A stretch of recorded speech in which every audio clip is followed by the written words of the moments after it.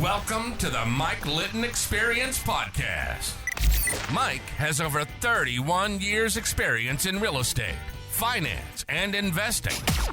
He's passionate about being a father, a teacher, a realtor, an investor, and a leader. Everyone has a story, and our passion is to help them tell it. And now, introducing the host of the Mike Litton Experience, Mike Litton.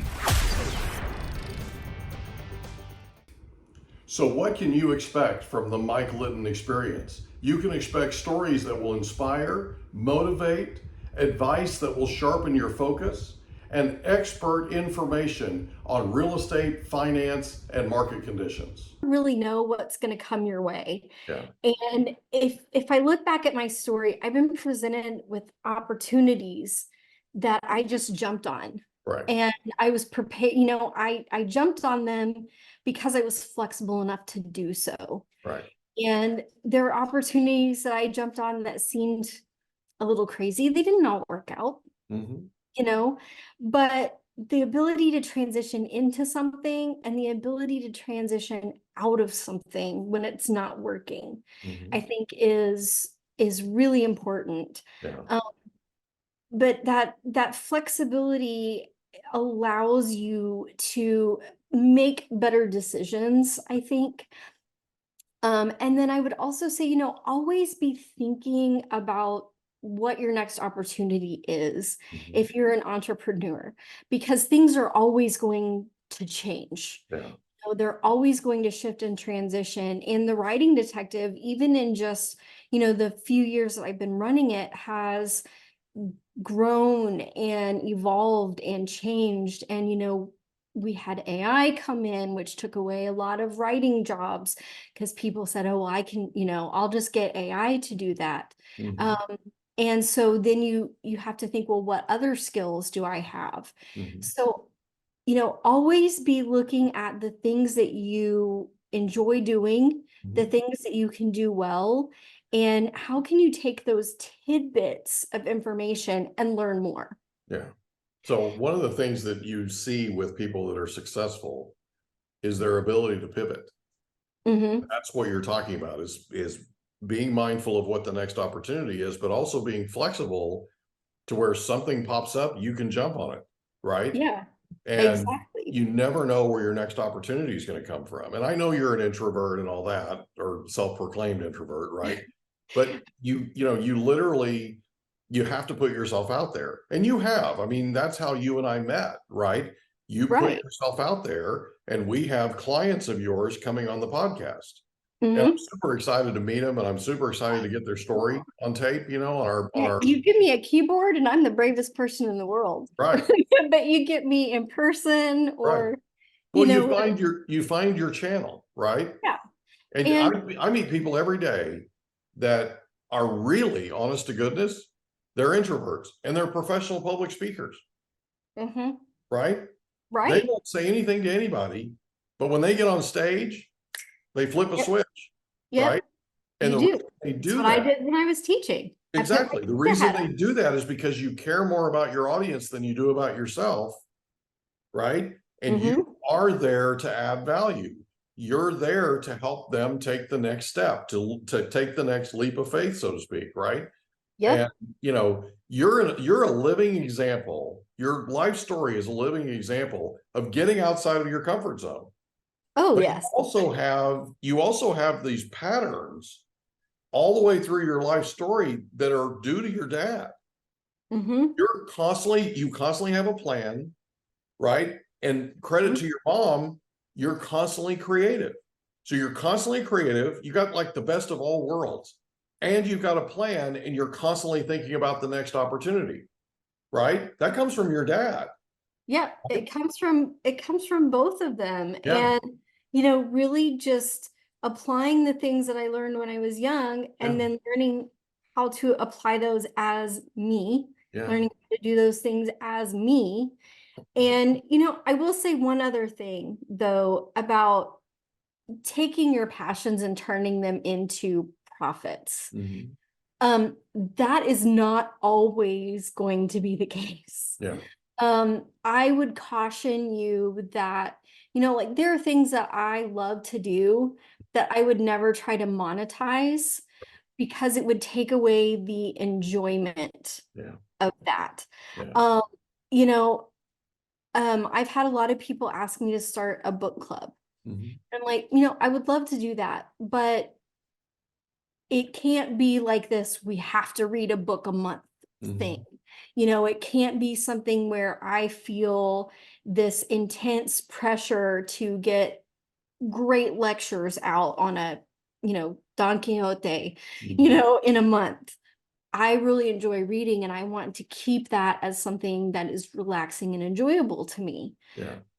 So, you know, if I am going to monetize it or I am going to do like a member book club or something like that, you really need to think about how you're going to pace that so you don't lose the passion for it. Yeah, I agree. You know, I love cross stitching. I'm never going to monetize that. Right. You know, it's a way to calm my brain down to see the patterns and all that kind of stuff, but I will never monetize that because that's my end of the day relaxation. Yeah. It's how you reset it. Yeah. So for entrepreneurs, I think it is also really important as you're learning to pivot, as you're looking for the next opportunity, you need to have joys and passions that are yours alone. Yeah. That you're not trying to monetize. I'm not saying don't share them, you know, post on social media or write a blog about it or whatever, but don't try to monetize those things that give you peace. Yeah. Because then you won't have that base level to go back to. And I think that's what results. I mean, I wear all these different hats, right? But I know when to walk away. Yeah. And it's taken me years and years and years to learn, and I still mess it up, you know, but there's times where you're working on something, you just have to say, I need some me time. You know, I need to go read a book or get my nails done or go for a walk or look at the dollar spot at Target or go for a walk or work out or, you know, whatever. You need to have those touch point things that bring you back down to you, the person, not you, the entrepreneur. Because that's how you will end up burning yourself out by trying to do too much. Yeah, I agree with that. That's really sage advice. Really sage advice. And I hope everybody's taking note of it because it's, you know, life is so many different facets. And there has to be a facet where you have a release. And it could be, you know, it could be running, it could be walking, it could be, you know, it could be anything, right? For you, it's cross stitch, right? It could be anything, but it has to be something that's yours and it's where you go to reset. Everybody's got to have that. I totally agree. Everybody's got to have that. And, you know, napping is not napping is not the answer because you can't just work and sleep. You know, you have to have that touch point thing that grounds you back into who you are.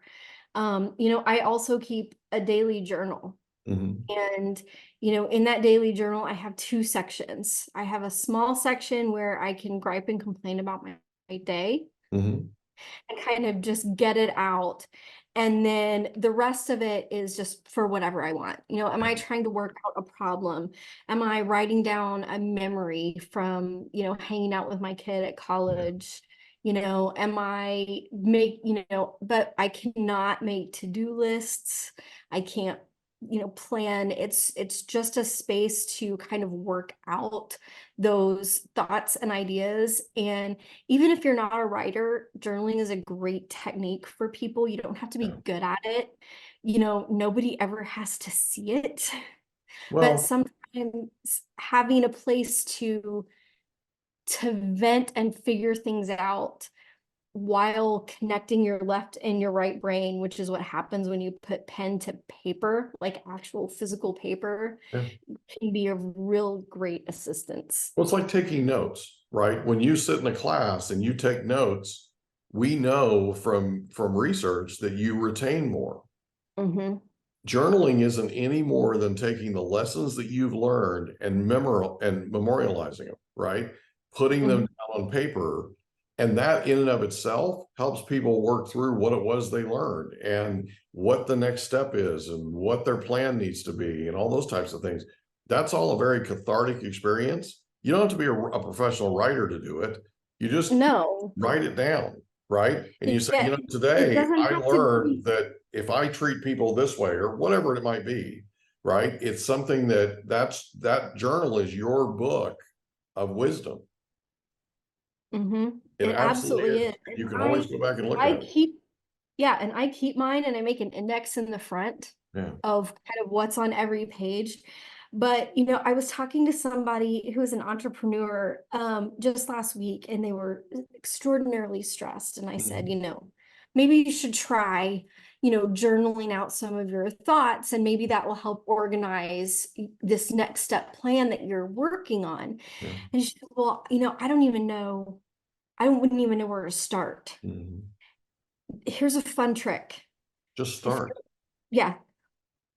Start. I used to tell this to my freshman English students too. Take out a piece of paper, one that you don't care about, not in a journal, not anything. If you can't think of anything to write down. I can't think of anything to write. Until your brain gets so bored that you will start writing other things. And I guarantee you won't write it more than 3 or 5 times. It's true.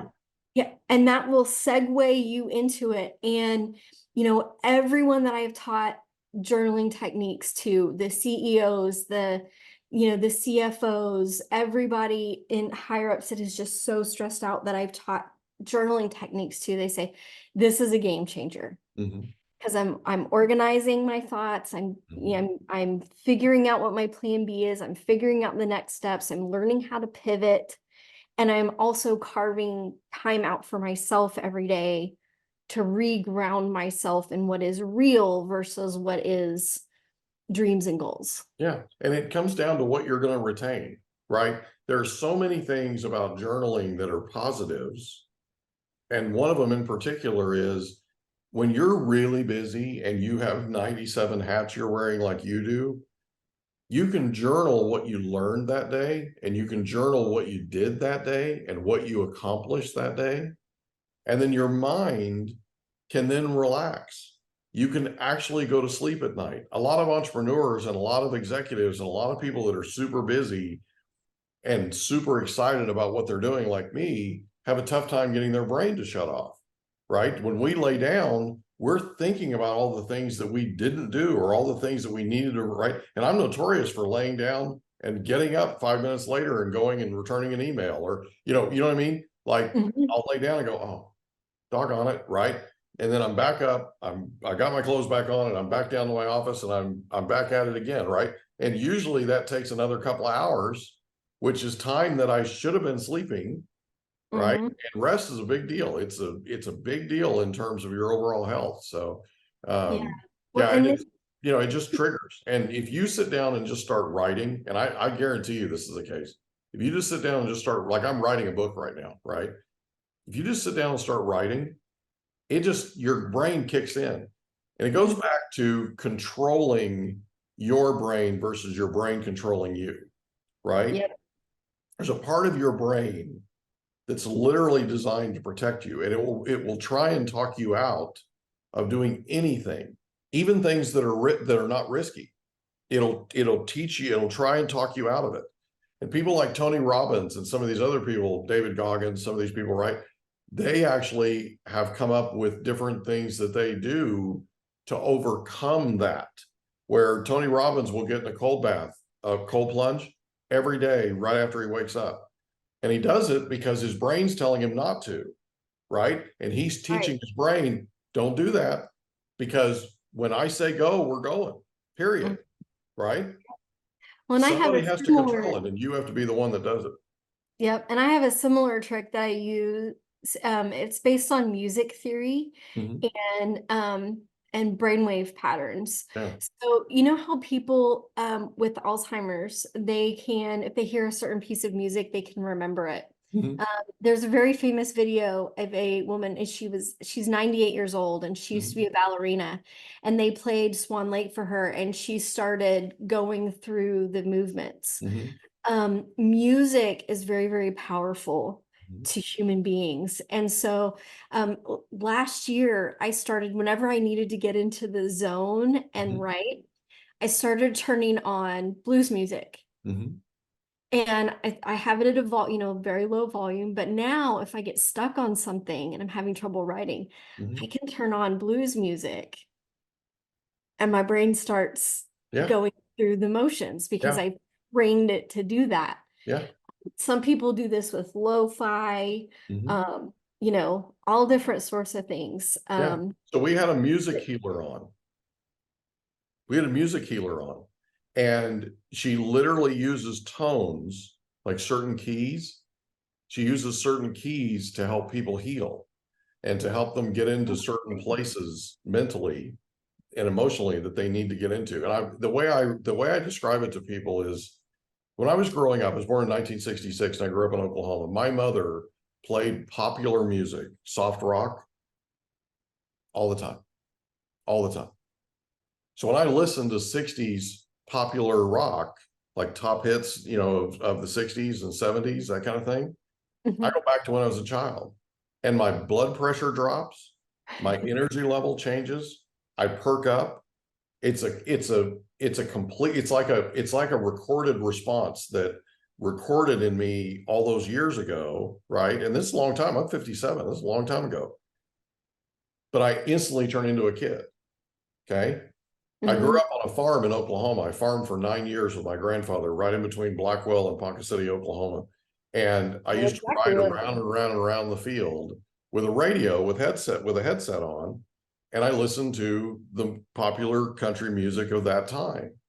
To this day, when you plug that country music in and I hear it, I turn into that kid on a farm in Oklahoma. It's a Mhm. different place, right? It's a place in my brain that just opens up. Music can be transformative.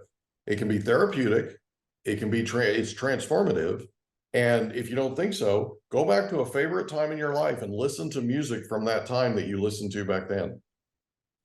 Yeah, Amazing. it's really amazing. And those things help me stay on when I need to be on, but then you need those things to be off Yeah, because you can't be on all the time. I don't it's care true. which productivity guru that you listen to that's like, Yeah, oh no, if you're in the bathroom, you can learn on your phone. right, Take some downtime, right. turn off, Yeah, you know, turn off, because when you turn on and you're learning, you'll be more effective, you'll right? be If you much never more stop effective. learning and you never turn off, you're going to burn out. It's that simple. Can I ask you a real quick question? Yeah. Just because curiosity killed the cat and I'm probably the cat. Why Cats blues? have 9 lives. Why blues? Why blues? Um, because I'm a rock girl at heart. Like I love rock music. I'm not Mhm. really a big country music fan. Love the 80s music. Mhm. But rock, when I listen to like the stuff that I normally listen to for fun, I'm trying to listen like Avenged Sevenfold or Ghost or, something along those lines. It's too intense for writing and I Mhm. just want to listen to the music. Mhm. I tried listening to jazz music. I love jazz music. There's Yeah. no words, right? I can't have the words when I'm playing, when I'm trying to Right. make the words in my head. Right. So I tried listening to jazz, but I found it too calming. Mhm. Blues is my second favorite genre. There you go. So I kind of naturally fell because blues is really kind of a conglomeration of both of those. Yeah. It puts me in a great mood. Mhm. It energizes me just enough so that I'm moving at the right pace. And it doesn't make me too relaxed to where I just want to go sit down. And blues is just amazing. Yeah. It's just amazing. Every time I listen to jazz, I want to drink champagne, because almost every jazz concert I've been to has been at a winery. So Right. they've had champagne. Yeah, so I Yeah. basically programmed myself that I need to drink champagne while I'm listening to jazz. I don't know. It's sick. Yeah. Yeah. Well, and my husband and I love going to New Orleans. That's where he proposed. That's where we went on our honeymoon. Oh, And so I'm really curious now. We're planning to go back at some point when we can, we have a lot of animals that need to be taken care of at this point. But, I'm curious, since I've trained my brain to write with blues music, am I going to be like walking down the streets of the French Quarter and all of a sudden need to pull out a notebook? Yeah, take your journal with you. Your creative juices are going to start flowing, baby. Yeah. I mean, I always feel extra creative there, but yeah, I may just have to plop down where I am and start writing. I love it. Is there anything else you'd like to cover before we wrap up? No, I mean, that's pretty much my life story. I love it. The important lessons that I've learned. I love it. I will leave you with one final lesson that I learned from my dad. And he will probably kill me if he knows that I told anybody this, but it just kind of embodies a life attitude, if you will. My dad we used to cook whole chickens. Okay. Right? And you have to clean them in the sink. And my dad would always take the chicken and dance it around the kitchen. Mm-hmm. He'd be like, do. And we'd be like, Dad, why are you doing that? Right, because he's a goofball. Yeah. Well, a happy chicken is a tasty chicken. Right. And, when I think back on that now, it's such a fond memory, but the attitude of joy in being able to have fun, even when you're doing the normal sort of everyday things. Right. I think when you adjust your attitude, you adjust your life. Yeah. Does that sound very Buddhist? No, I totally agree. I've been reading Siddhartha. Yeah, it's absolutely true. It's absolutely true. It was a great lesson your dad taught you, by doing, right? One of the best things that parents can do is teach their children by doing, by watching them react, by watching them do what they do, right? So my children have seen me in times of conflict where I could have reacted any number of different ways. I have a temper. I'm a pretty intense guy, right? And they watched me deal with those situations front row center. And what they found was I figured out a way to solve the problem instead of making it worse, right? I figured out a way to de-escalate it. I figured out a way to calm it down. I figured out a way to avoid conflict and resolve the conflict instead of fighting it, so to speak, right? And they're watching you. They're listening to you. They are absolute sponges. And if you don't think so, you've got teenagers everywhere, okay? Those teenagers, and I told my kids this when they were growing up, they're now 23 and 25. I told them, I said, listen, you're going to become teenagers one of these days. And when you do, you're going to be challenging dad's values. And the only thing I can tell you is you'd better bring it and be prepared to lose, because you're not going to win challenging me, period. And what was interesting about them growing up as a teenager was they already knew, they were already prepared. They knew that they weren't going to win. Okay. Now, did they still challenge my values? Yeah. But yeah, because they're teenagers. They never won, right? And both of my children now have come to me and said, Dad, we can't thank you enough for how you raised us. Nothing means more to me than that. Yeah. I just hope I'm doing a good job. You're doing a great job. You're doing a great job because you're showing them by example how to live life. It's awesome. And I'm super proud of you. And I'm so happy that we had this time together. I thoroughly enjoyed every second of this. And I cannot thank you enough for being our guest on the Mike Litton Experience. Well, I am very glad that you chose to have me. I appreciate you. It was great meeting you. It was great meeting you too. Thanks again. We hope you enjoyed another episode of the Mike Litton Experience. If you did, do us a favor, smash that subscribe button, tell your friends, family, and coworkers about our program, and wherever you get your podcasts, please leave us a rating. It helps us to connect with quality people just like you. And that's a wrap. Another episode of the Mike Litton Experience in the books. Reach out to Mike on Instagram at Litton Realty. Want to meet with Mike? Check out calendly.com/Rio760.